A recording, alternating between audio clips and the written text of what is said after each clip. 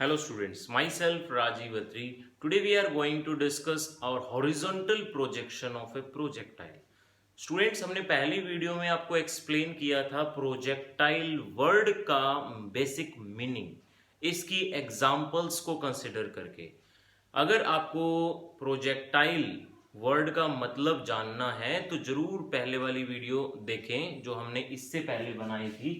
After that अब देखो mathematical calculation करेंगे हम इस वीडियो में। कोई आपको एग्जांपल नहीं बताएंगे, कोई डेफिनेशन नहीं बताएंगे। इस क्लास के अंदर हम सिर्फ ये हमारे जो कीवर्ड्स हैं इनको एक्सप्लेन करेंगे। ये जो टॉपिक्स मैंने लिखवाए हैं, देखो अगर कोई भी प्रोजेक्टाइल आपके दिमाग में आता है, प्रोजेक्टाइल मोशन, मैंने एग्जांपल दे रखे हैं पिछले में कि आपने बालकनी में से कूड़ा फेंका या एयरप्लेन में से एक बॉम्ब गिरा, चलते एयरप्लेन में से या चलती रेल में से आपने कोई पत्थर फेंका, वो सारी चीजें क्या हैं? प्रोजेक्टाइल।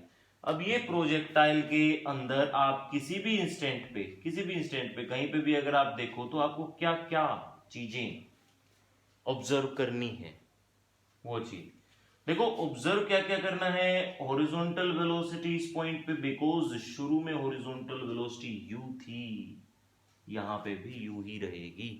हॉरिजॉन्टल वेलोसिटी कभी चेंज नहीं होती। After that vertical velocity is variable, बिल्कुल।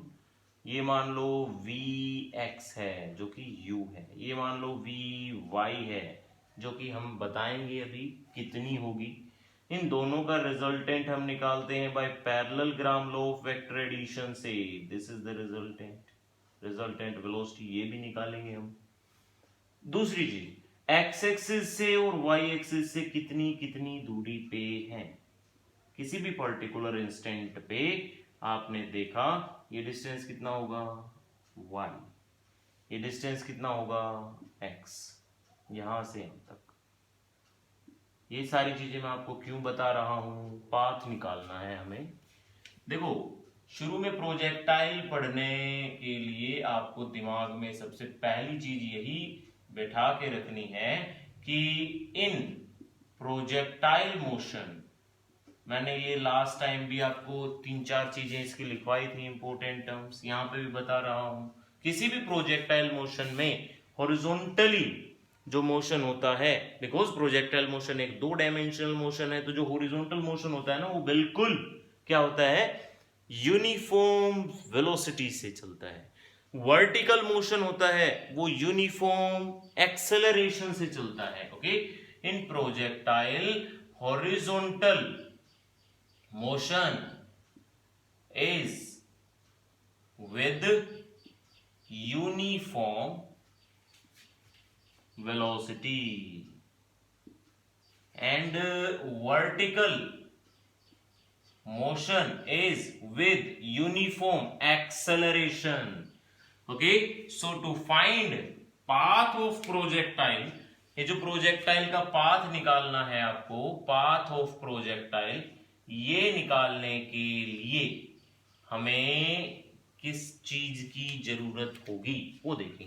बिकॉज पाथ का मतलब एक तरह से ट्रेजेक्ट्री, कैसी ट्रेजेक्ट्री फॉलो कर रहा है, और जो भी ट्रेजेक्ट्री फॉलो कर रहा है वो टाइम के साथ साथ मोशन तो आगे बढ़ेगा।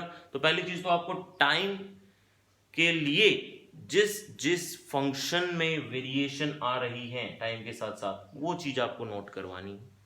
देखो 4 चीजें आपको हरदम प्रोजेक्टाइल के आपके दिमाग में रखनी है, उन्हीं 4 चीजों से निकलेगा displacement along x axis, displacement along y axis, velocity along x axis, velocity along y axis. आप जो भी निकालना चाहते हो प्रोजेक्टाइल का इन चारों में से, या फिर हम नेक्स्ट क्लास में एंगुलर प्रोजेक्शन पढ़ेंगे उसमें भी यही चारों चीजें आपके काम आएंगी। कैसे? देखो S is equal to u t plus half a t square, ऐसा होता है।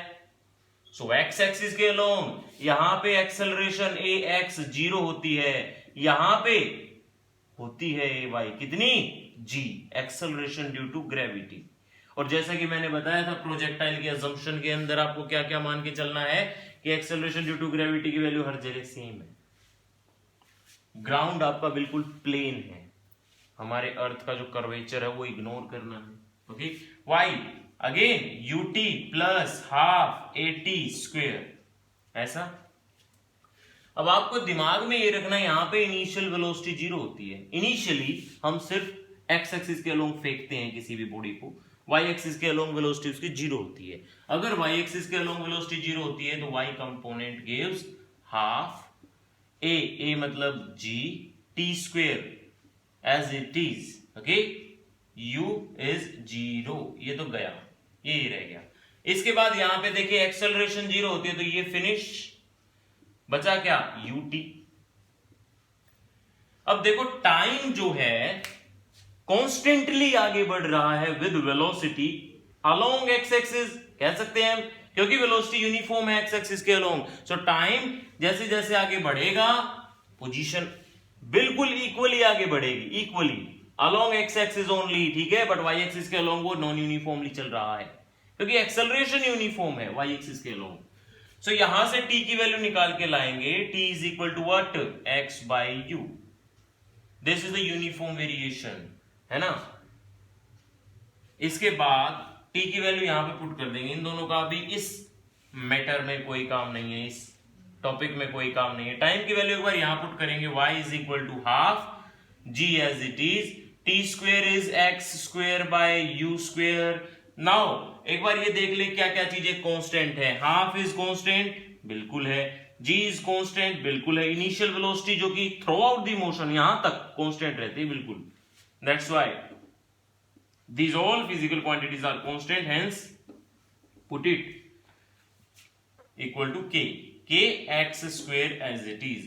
ये किस ट्रेजेक्ट्री की इक्वेशन है, अब आप दिमाग में लाओ। मैथमेटिक्स के अंदर आपने पैराबोला, हाइपरबोला, एलिप्स ये पढ़ रखे हैं। y is equal to k x square हो, y is equal to a x plus b y b x square हो, इस टाइप से कोई भी इक्वेशन है वो पैराबोला की इक्वेशन होती है। सो ये भी एक पैराबोला की इक्वेशन है। तो आप इसके अंदर लिखोगे this represent the equation of parabola, hence path of projectile, हमें क्या निकालना था, पाथ निकालना था ना। Hence path of projectile is parabolic। पहली जो हमारी इंफॉर्मेशन है वो हमें मिल गई। अब अगली इंफॉर्मेशन है टाइम ऑफ फ्लाइट, फ्लाइट का टाइम। टाइम ऑफ फ्लाइट निकालने के लिए आपको एक और चीज, यहां पे एक और अंडरस्टैंडिंग की जरूरत है। वो है कि जो भी आपकी फ्लाइट हो रही है, देखो टाइम ऑफ फ्लाइट निकालना है।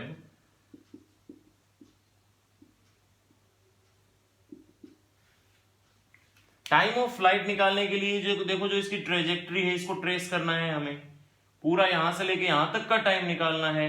यहां से लेके यहां तक का टाइम निकालने के लिए अगेन डिस्प्लेसमेंट की हेल्प लेनी पड़ेगी। डिस्प्लेसमेंट अलोंग वाई एक्सिस, क्योंकि वेरिएशन जो दिख रही है हमें टाइम के साथ साथ पोजीशन की वेरिएशन, टाइम के साथ साथ वेलोसिटी की वेरिएशन, ये सारी चीजें वाई एक्सिस के अलोंग होती हैं। किसमें, किसी भी प्रोजेक्टाइल मोशन में। That's why y is equal to ut, क्या होता था, s is equal to ut plus half at square, half at square. But यहां पे u को तो आप जीरो करोगे, इनिशियल वेलोसिटी हम नहीं लेते किसी भी प्रोजेक्टाइल में along vertical motion, and a को आप प्लस g लिखोगे, t को आप टाइम ऑफ फ्लाइट लिखोगे। थ्रू आउट द मोशन हम ले रहे हैं, t is equal to time of flight, ठीक है। पुट करें y, मान लीजिए ये पूरी हाइट है इसकी, है ना। ये पूरी अगर मैं मानूंगा तो ये तो क्या है, हाइट है ना इसकी, जिस हाइट पे से हमने इसको फेंका है। h is the height of the projectile, so that's why y को आप क्या मान के चलोगे, h। तो ये सारी इसके अंदर रीअरेंजमेंट करने के बाद आपके पास आएगा half acceleration is g and t is t square. So here t is what, 2h by g under the root. समझ में आ रही है चीजें। हमने वाई एक्सिस क्यों लिया स्टूडेंट्स? क्योंकि हमें ऐसी यहां पे इक्वेशन बनानी है जो वेरिएशन शो करे। यहां पे वाई एक्सिस देखो, एक्स एक्सिस के अलोंग तो पोजीशन भी बिल्कुल यूनिफॉर्मली आगे बढ़ रही है टाइम के साथ, वेलोसिटी बिल्कुल यूनिफॉर्म है, एक्सेलरेशन है ही नहीं। ये जो पूरी ट्रेजेक्टरी हमारी बन रही है वो वाई एक्सिस के अलोंग बन रही है प्रोजेक्टाइल की, ठीक है। So that's why time. अब देखो टाइम से हमें यहां पे दो चीजें समझनी है। क्या? Time is independent of mass of object. Time is independent of mass of object. ये बहुत बेसिक, बहुत डीप मतलब निकल के आता है इसका। और वो क्या है देखें, आप एक भारी बॉडी को फेंकें, आप एक हल्की बॉडी को फेंकें, ना उसकी इनिशियल वेलोसिटी पे डिपेंड करता, ना उसके मास पे डिपेंड करता। मतलब कहने का है भारी और हल्की बॉडी आपको सेम स्पीड से फेंकनी है, दोनों सेम टाइम पे धरती पे गिरेंगे, ठीक है। सो time of flight is independent किस किस चीज के? Independent of mass and initial velocity. तो ये किस चीज पे डिपेंड करता है? जी तो कांस्टेंट हो गया, जी कांस्टेंट है तो ओनली हाइट पे डिपेंड करता है, ठीक है। It will only depend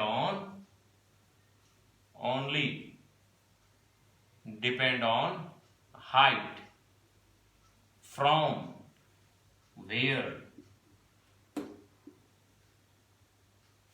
the object is projected। जहां से ऑब्जेक्ट को हमें प्रोजेक्ट करना है सिर्फ उस हाइट पे डिपेंड करता है। अब आई बारी horizontal range. Students horizontal range, अब हमें एक्स एक्सिस की हेल्प लेनी पड़ेगी। क्यों लेनी पड़ेगी? एक एक चीजें जब तक आप समझोगे नहीं तब तक आप निकाल नहीं पाओगे। देखो हॉरिजॉन्टल रेंज जो भी है ये यहां से लेके यहां तक की दूरी है, और ये क्या है? हमारा एक्स एक्सिस का displacement. So by equation of displacement along x axis, इसकी हेल्प से निकलेगा एक्स एक्सिस की डिस्प्लेसमेंट। मान लीजिए horizontal range, complete horizontal range क्या है? एक्स है। क्या होती थी? Ut plus half at square. This s is equal to ut plus half at square. Okay, so horizontal range के अंदर अब हमें क्या क्या बदलाव करने हैं? मान लीजिए मैं हॉरिजॉन्टल रेंज को आर मान के चलता हूं, r is the range. Initial velocity बिल्कुल ये की ये रहेगी एक्स एक्सिस के अलोंग, है ना। But acceleration along x axis is 0। शुरू में ही पढ़ लिया था हमने। टाइम, बिकॉज मैं पूरा मोशन ट्रेस कर चुका हूं हॉरिजॉन्टल रेंज निकालते टाइम, तो टाइम क्या लूंगा? Time of flight. कितना? 2h/g। ओके, ये सारी चीजें एक बार सब्स्टिट्यूट करेंगे। यहां पे यूटी, टी की जगह पे आपको क्या लेना है? √2h/g, एंड एक्सेलरेशन तो 0 है ही। So this is the range. और ये जो हॉरिजॉन्टल रेंज है ये भी किस किस चीज पे डिपेंड करती है? Initial velocity and vertical height. समझ में आ रही है? ओनली डिपेंड ऑन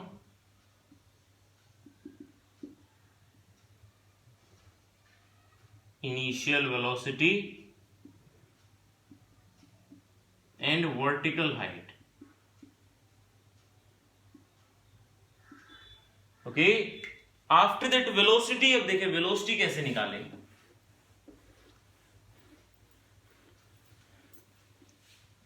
देखिए किसी भी इंस्टेंट ऑफ टाइम पे, या मान लो यहां पे वेलोसिटी हमें देखनी है तो ओनली यू वेलोसिटी है, वी तो 0 है वाई एक्सिस के अलोंग, ठीक है। ओनली एक्स एक्सिस के अलोंग वेलोसिटी है। इस पॉइंट पे आपको देखनी है, यहां पे थोड़ी सी वेलोसिटी आएगी बट ये वेलोसिटी सेम रहेगी। और जब आप रिजल्टेंट निकालेंगे तो ये रिजल्टेंट मिलेगा आपको। इस पॉइंट पे आप वेलोसिटी निकाल लें तो थोड़ी सी और वेलोसिटी आएगी। ये वेलोसिटी अब भी सेम रहेगी। अगेन जब पैरेललोग्राम बनाएंगे तो दिस इज द रिजल्टेंट। यहां पे वेलोसिटी निकालें, ये वेलोसिटी सेम बट ये वेलोसिटी थोड़ी सी बढ़ के आएगी। Parallelogram resultant. समझ में आ रही है बातें कुछ? Vertical velocity is continuously increasing because the acceleration along y-axis is plus g throughout the projectile motion. So velocity at any instant, आप अगर कार्टेशियन फॉर्म में लेंगे velocity at any instant, velocity along x-axis is what? ux plus u plus at, sorry, axt. Vy is equal to uy plus ayt. Now students, as we know, acceleration along x-axis is what? 0. Acceleration along y-axis is plus g. Initial velocity along y-axis is what? 0. Initial velocity along x-axis is u. So by substituting these values, velocity along x-axis is given by u. Velocity along y-axis is given by gt, and resultant velocity is vx I cap, vy j cap. This is the resultant velocity. This is the vector form, and after substituting these value we have ui cap plus gt j cap. ऐसे समझ में आ रही है बातें? इसके बाद ये तो निकली हमारी कार्टेशियन फॉर्म। अभी आपको निकालनी है magnitude of this velocity. Magnitude of velocity at any instant, किसी भी इंस्टेंट पे अगर आपको वेलोसिटी का मैग्नीट्यूड निकालना हो, magnitude of velocity is given by under root u square plus g square t square plus, ऐसा था ना, a square plus b square plus 2ab cos theta. Because ये ऑर्थोगोनल वेक्टर्स हैं, मतलब परपेंडिकुलर यूनिट वेक्टर्स हैं, that's why cos theta cos 90 and cos 90 is what? 0. Okay, this is the magnitude. Direction भी बतानी हो तो tan beta, this is beta students, ये horizontal के साथ। सो tan beta is vy by vx and vy is gt by vx is u. So beta is tan inverse gt divided by u. Okay, this is how we can analyze all four important term of projectile. Students, in next video हम angular projection के बारे में यही सारी चीजें पढ़ेंगे। अगर आपको प्रोजेक्टाइल की ब्रीफ डिस्क्रिप्शन चाहिए, प्रोजेक्टाइल वर्ड के बारे में जानना है, तो आप जरूर हमारी प्रीवियस वीडियो देखें। उसके अंदर हमने प्रोजेक्टाइल को विद एग्जांपल, इसकी इंपॉर्टेंट टर्म, इसकी लिमिटेशंस, कि हमें प्रोजेक्टाइल मोशन पढ़ते टाइम क्या क्या चीजें नेग्लेक्ट करके चलनी पड़ती हैं, वो सारी चीजें हमने लिख रखी हैं। Okay, for this video, thank you for your precious time, and if you understand the content, then don't forget to like. Okay, and if you still have any doubt, then please put it on your comment section. 100% I will give you a response on your doubt. अगर जरूरत हुई तो अलग से एक video भी जरूर बनाऊंगा आपके डाउट पे। Okay, thank you.